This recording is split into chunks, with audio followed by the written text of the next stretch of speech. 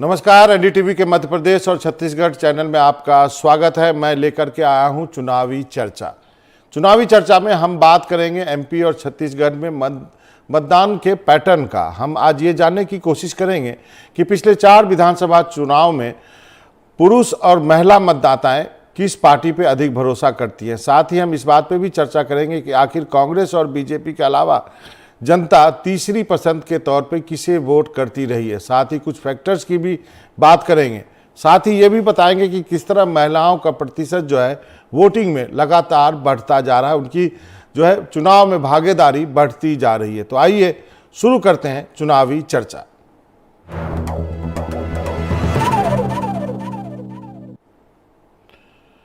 सबसे पहले बात करते हैं मध्य प्रदेश की। मध्य प्रदेश में कुल 230 विधानसभा सीटें हैं। पिछले बार 2018 विधानसभा चुनाव में 75.5% वोटिंग हुई थी, जिसमें कुल पुरुष वोटरों में 76% पुरुषों ने मतदान किया था, जबकि महिलाओं का प्रतिशत 74% था। वहीं छत्तीसगढ़ में 2018 के विधानसभा चुनाव में 76.8% मतदान हुआ था, जिसमें 76.9% पुरुषों ने और 76.3% महिलाओं ने मतदान किया था। हमारे सहयोगी, दोनों सहयोगी हमारे साथ जुड़े हुए हैं, अनुराग द्वारी और जुल्फिकार। सबसे पहले अनुराग, आपसे हम पहले भी चर्चा कर रहे हैं, महिलाओं ने अब खुलकर भागीदारी लेनी शुरू कर दी है चुनाव के प्रक्रिया में। अब वो दिन दूर गया जब पुरुष जो है वो वही आगे होते थे। महिलाओं का भी प्रतिशत लगातार बढ़ता जा रहा है। अनुराग। बिल्कुल बाबा, और मध्य प्रदेश में तो 2,67,00,000 से ज़्यादा महिला मतदाता हैं, यानी लगभग 49%। बावजूद इसके राजनीतिक दल चाहे जो बोले, हम बराबर इस बात पर चर्चा करते रहे हैं कि जब आप महिला आरक्षण देने की बात हो तो सारे दल एक पन्ने पर थे। कांग्रेस ने सिर्फ इतना कहा कि आप जल्दी क्यों नहीं दे देते। लेकिन ठीक उसके कुछ दिनों बाद जब मध्य प्रदेश के लिए उम्मीदवारों की लिस्ट आती है तो जो पहले होता रहा है वही इस बार भी हुआ, यानी बीजेपी ने लगभग 12%, 28 के आसपास महिला उम्मीदवारों को, और कांग्रेस ने लगभग 13%, यानी 30 के आसपास महिला उम्मीदवारों को टिकट दी है। अगर आप दोनों दलों का इतिहास देखेंगे पिछले कई सालों में, तो दोनों ने औसतन 10-12% ही महिलाओं को टिकट दिया है। यानी जब आप नुमाइंदगी ही नहीं देंगे तो फिर आप कैसे उम्मीद कर सकते हैं कि मध्य प्रदेश की विधानसभा, जिसमें 230 सदस्य बैठ सकते हैं, बमुश्किल 22 महिला विधायक हैं, और हर बार यही सिलसिला दोहराया जाता है। इसके बावजूद जब हो हल्ला होता है कि महिलाओं को नुमाइंदगी देना चाहते हैं, तो इन दलों को अपने भीतर झांक कर देखना चाहिए। बीजेपी बार बार ये कहती रही है कि उसने कम से कम पार्टी में तो नियम बना करके ये आरक्षण दे दिया है कि 33% महिला पदाधिकारी होंगे, लेकिन क्या कारण है कि जब टिकट देने की बारी आती है तो सत्तारूढ़ दल हो चाहे विपक्ष, दोनों एक ही समान, एक ही पन्ने पर नजर आते हैं। बाबा जी, सबसे बड़ी बात यह है कि हम देखें तो महिलाओं की जो भागीदारी 2018 के चुनाव में देखें तो 43% यानी 43 वोट जो हैं बीजेपी और कांग्रेस को भी 43 ही दिया, समान ढंग से वोट दिया है। तो यहाँ पर वो उनके लिए क्या आपको लगता है कि पॉलिटिकल पार्टी भी उन्हीं को देखते हुए जो है वो अपनी पॉलिसीज़ बना रही है, चाहे लाडली कन्या हो, लाडली बहना हो, आपके यहाँ ये बहुत बड़ी पॉलिसी है, चाहे कांग्रेस ने सिलेंडर जो है सस्ता देने की बात की हो, प्रियंका गांधी को बार बार लाने की बात हो, क्या ये सारी चीज़ें इशारा करती है कि महिला वोटरों को टारगेट कर रही हैं दोनों पार्टियां? इसमें तो कोई शक ही नहीं है बाबा, क्योंकि अगर आप देखिए तो मध्य प्रदेश की 230 में से 29 सीटें ऐसी हैं जहां महिला मतदाता पुरुष मतदाता से ज़्यादा हैं। यानी महिलाएं उन सीटों पर निर्णय लेती हैं, निर्णय ले सकती हैं सामूहिक रूप से कि कौन जीतेगा कौन हारेगा, पुरुष मतदाता नहीं। और जैसा मैंने आपको बताया कि लगभग 49%, 48% से थोड़ी ज़्यादा महिला मतदाता हैं मध्य प्रदेश में। इसीलिए आपने जैसा नाम लिया, चाहे लाडली बहना हो, लाडली लक्ष्मी हो, या तमाम और ऐसी योजनाएं हो, कांग्रेस नारी सम्मान योजना लेकर आई जिसमें उसने कहा था कि 1500 रुपये प्रति महीने देगी सरकार बनने पर। बीजेपी ने चूंकि लाडली बहना योजना शुरू की थी जिसमें 1000 रुपये वो देती है, उसको 1250 रुपये बढ़ाकर कर दिया, जो देने लगी 1250 रुपये। और आप तमाम पूरे प्रदेश में घूम जाइए तो जगह जगह पर आपको पोस्टर बैनर लगे दिखेंगे जिसमें बीजेपी का दावा है कि 3,000 रुपये तक वो इस रकम को ले जाएगी, 250-250 रुपये बढ़ा करके। ये और बात है कि जब वो ऐसा करेगी तो अकेले बजट में 45,000 करोड़ रुपए सिर्फ एक योजना के लिए देने होंगे। मध्य प्रदेश पर 4 लाख करोड़ रुपए से ज़्यादा का कर्जा है। बहरहाल आपने बिल्कुल ठीक कहा।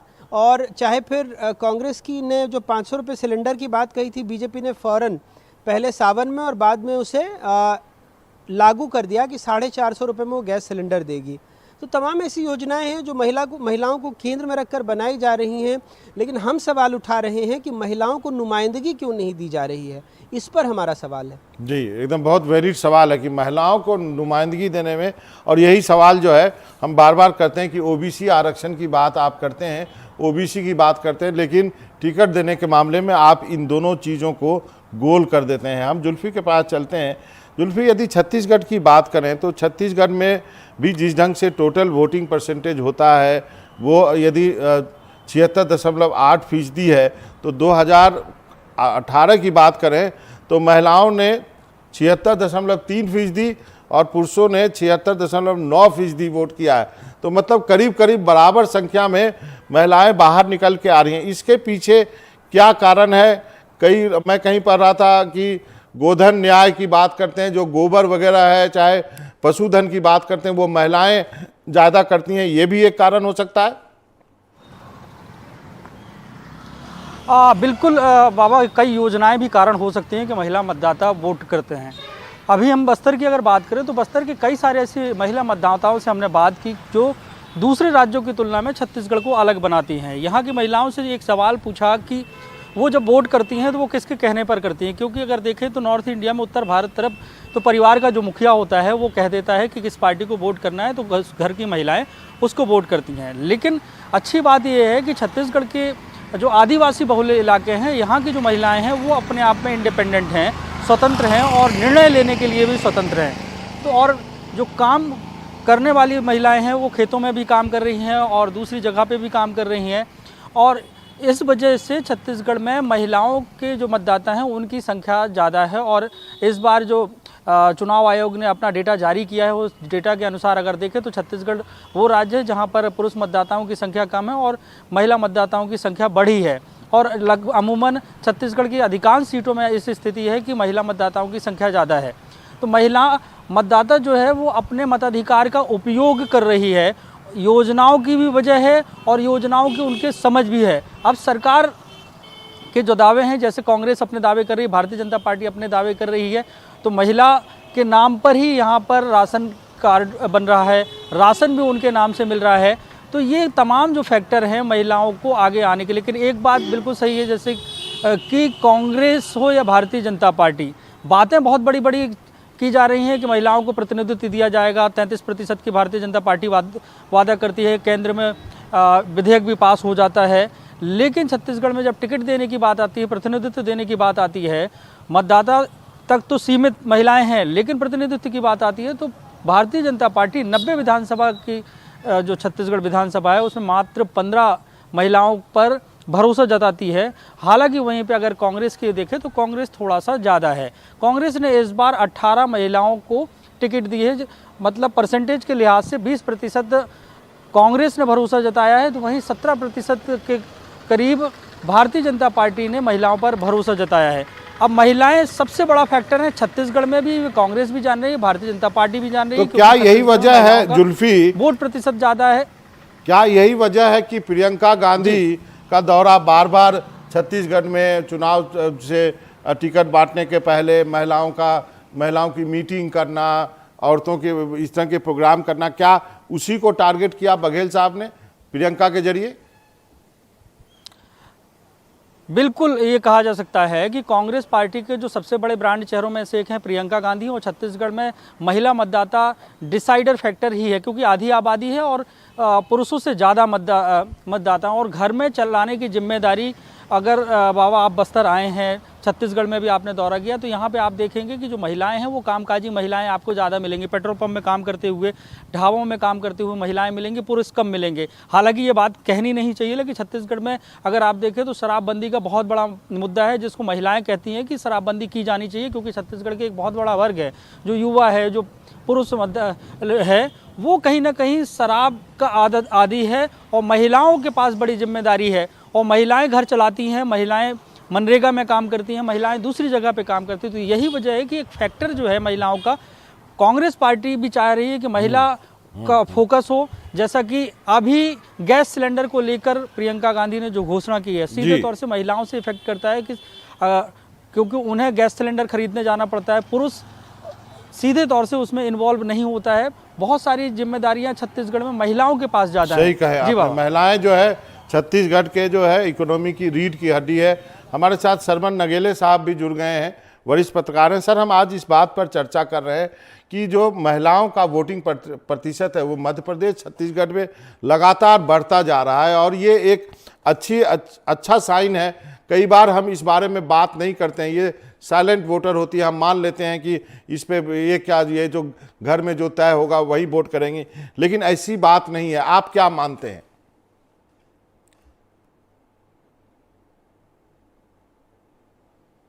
सरमन नगेले साहब, आपको मेरी आवाज आ रही है?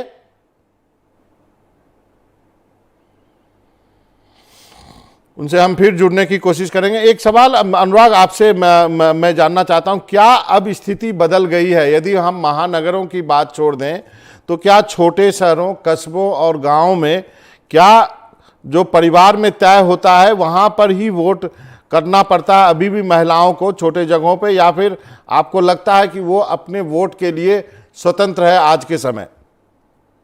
अनुराग।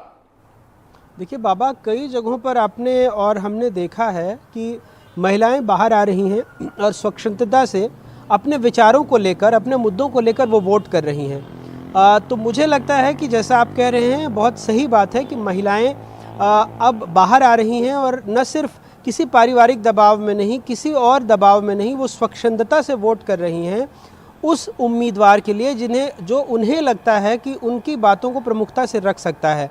और यही वजह है कि सारे राजनीतिक दल अब महिला केंद्रित योजनाएं बनाने के लिए मजबूर हुए हैं, महिलाओं को फोकस में रख रहे हैं।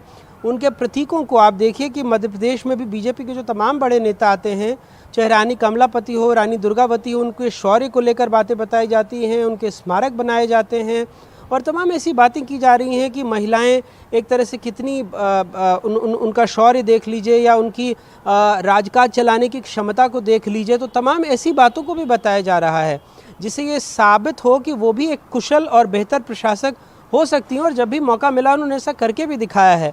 लेकिन असल सवाल पर सब मौन हो जाते हैं जो हम और आप पूछ रहे हैं कि उनको नुमाइंदगी क्यों नहीं दे रहे। जी हाँ, नुमाइंदगी एक ऐसा सवाल है। एक बार फिर से मैं सरमन जी के पास। सरमन जी, आपको मेरी आवाज आ रही है? जी मिल रही भारती साहब। जी। तो हम आज इसी बात पे चर्चा कर रहे हैं कि महिला वोटरों, जिसकी कि लगातार मध्य प्रदेश और छत्तीसगढ़ में वोटों का प्रतिशत लगातार बढ़ता जा रहा है, वोटिंग में उनकी भागीदारी बढ़ती जा रही है। ये एक ऐसा वोट का वर्ग है जिस पर कि चर्चा ज़्यादा नहीं की जाती है, लेकिन ये गेम चेंजर है और इसलिए पॉलिटिकल पार्टीज इन्हीं को लेकर के अपने प्रोग्राम्स बना रही है। आपको क्या लगता है कितना इंपॉर्टेंट है इस बार के चुनाव में ये महिला वर्ग? देखिए भारती साहब, महिलाओं का जहां तक इस चुनाव में भागीदारी का विषय है तो बहुत महत्वपूर्ण विषय है। महत्वपूर्ण इस मायने में है कि अभी हाल ही में केंद्र सरकार ने महिलाओं के आरक्षण से संबंधित जो है ना एक बिल पास किया है और बिल पास करके मध्य प्रदेश का पूरे देश की महिलाओं को उनके मन में एक इच्छा जाहिर कर दी, इच्छा जगा दी कि आपको राजनीति में भागीदारी मिलेगी, यानी कि आपको 33% का आरक्षण आपको सीटों में मिलेगा, लोकसभा सीटों में मिलेगा, विधानसभा सीटों में मिलेगा और आपके उसी अनुपात में फिर राज्यसभा में मिलेगा, विधान परिषदों में मिलेगा। लेकिन जब ये बिल पास हो गया उसके बाद अभी जब ये लागू नहीं हो पाया, क्योंकि लागू तब होगा जब इसमें सेंसस होगा, सेंसस के बाद डिलिमिटेशन होगा। लेकिन पॉलिटिकल पार्टी ने तो दिया नहीं टिकट सर।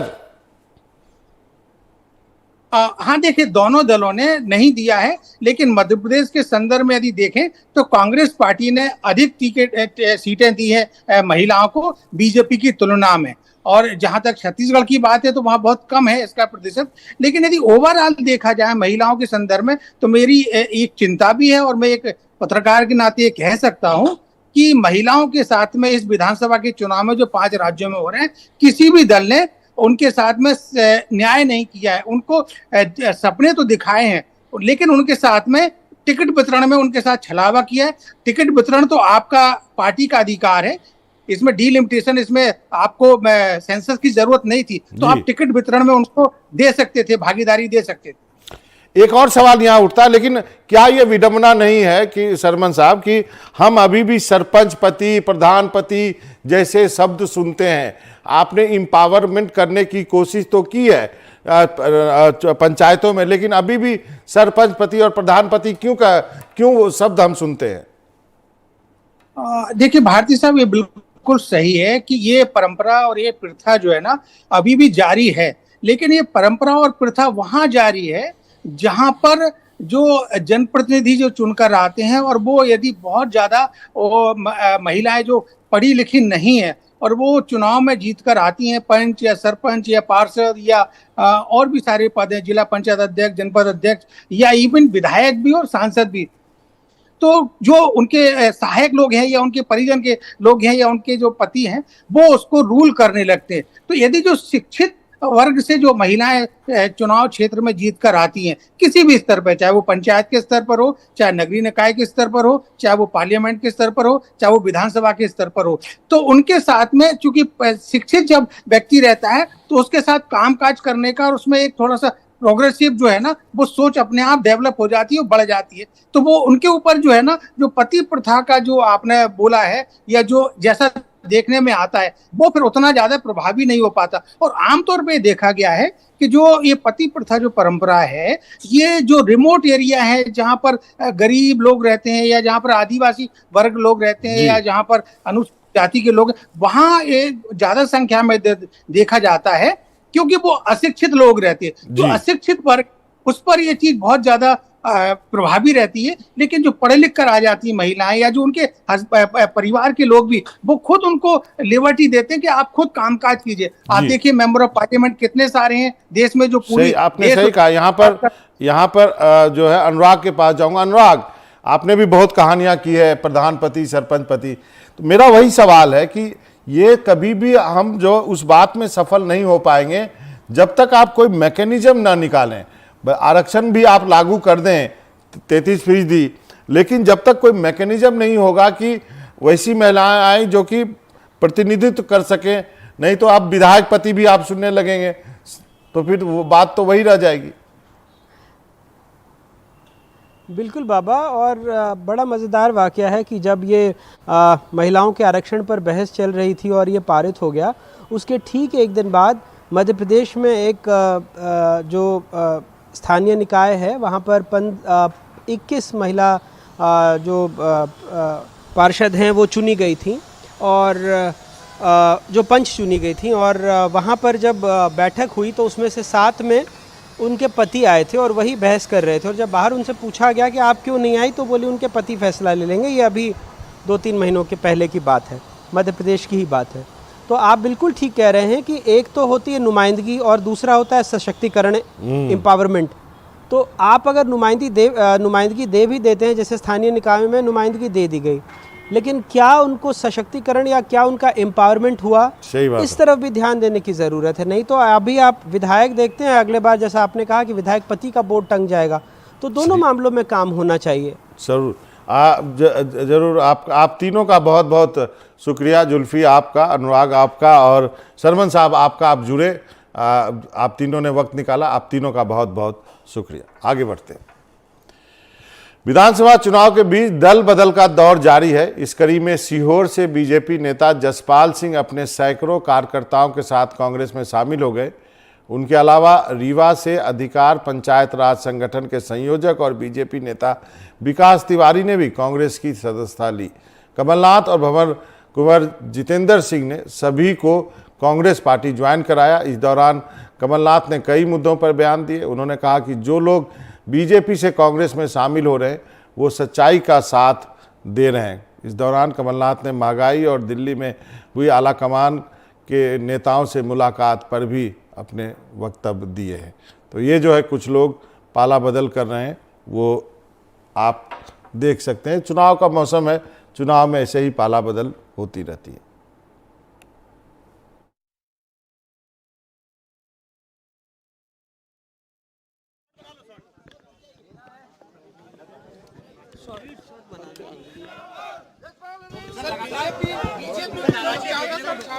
बहुत सारे बीजेपी के लोग शामिल हो रहे हैं, वो सब सच्चाई का साथ दे रहे हैं। उनको मध्य प्रदेश की मतदाताओं की भावना समझ आ रही है और इसीलिए वो चाहते हैं वो कांग्रेस में ज्वाइन करें। हम तो बना रहे थे कि दौरा राहुल जी का, प्रियंका जी का, खड़गे जी का, इस विषय में हमारी मीटिंग हुई थी। नाराजगी की तो बात ही नहीं थी, ये तो दौरों की बात थी। प्याज लोगों की आंखों में आंसू लगा रही है, डाल रही है। ये प्याज की महंगाई तो एक महंगाई है, कौन सी महंगाई नहीं है। महंगाई से हमारे मध्य प्रदेश की जनता भुगती है पिछले सालों में, और अब प्याज की महंगाई शुरू हो गई। एक तरफ कमलनाथ सच्चाई का हवाला दे रहे हैं तो वहीं पे चीफ मिनिस्टर शिवराज सिंह चौहान ने कमलनाथ और दिग्विजय पर प्रदेश को लूटने का आरोप लगाया है। उन्होंने कहा कि दोनों में लड़ाई प्रदेश को लूटने के लिए हो रही है। सीएम शिवराज ने कहा कि पहले की कांग्रेस सरकारों ने प्रदेश को लूटा है। जय और वीरू झगड़ रहे हैं आपस में, और ये लड़ रहे हैं लूट के माल के लिए। जय और वीरू तो लूटते ही थे, तो इनका झगड़ा है लूट के माल के लिए। पहले भी 2003 तक मिस्टर बंटा ढार ने पूरे प्रदेश को लूटा, तबाह और बर्बाद कर दिया। 1.25 साल में श्री कमलनाथ जी ने भी मध्य प्रदेश को लूट का अड्डा बना दिया था। अब आगे कौन लूटे और कैसे लूटे, उसमें हिस्सेदारी कितनी हो, झगड़ा इनका केवल इस बात का है। और दिल्ली भी अब पता नहीं किन मुद्दों पर इनसे चर्चा कर रही, लेकिन असली झगड़ा, कल मैंने उनको सेठ कहा तो वो आपत्ति व्यक्त कर रहे हैं कि मैं सेठ हूं क्या, मैं उद्योगपति हूं क्या। तो श्री कमलनाथ जी को मैं सेठ ना कहूं तो क्या कहूं, मजदूर कहूं, फसल काटने वाला कहूं, गिट्टी मिट्टी उठाने वाला कहूं। वो स्वयं कहते हैं मैं निजी प्लेन में घूमता हूं। अब निजी प्लेन किसान के पास नहीं होता, गरीब के पास नहीं होता, मजदूर के पास नहीं होता। उनका एक पांव देश में रहता है, एक पांव विदेश में रहता है। उनने खुद अपनी संपत्ति का ब्यौरा दिया है। क्या गरीब की संपत्ति है ये? इस सेठ को सेठ ना कहें तो क्या कहें? आखिर इतनी संपत्ति तो सेठ और उद्योगपतियों के पास ही होती है भाई, तो सेठ को सेठ कहने में आपत्ति क्या है? तो आपने सुना, कमलनाथ को भी सुना और शिवराज सिंह चौहान को भी सुना। तो चुनावी चर्चा में आज इतना ही। मनोरंजन भारती को इजाज़त दीजिए, लेकिन एनडीटीवी के मध्य प्रदेश और छत्तीसगढ़ चैनल पर खबरों का सिलसिला लगातार जारी है। वक्त है छोटे से ब्रेक का।